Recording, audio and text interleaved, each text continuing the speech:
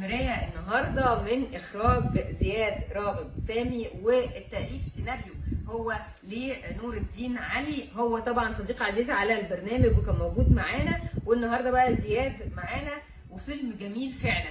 تتفرجوا عليه بتفاصيله كلها وهتعرفوا كده في تويست مش مرعب لكن رومانسي.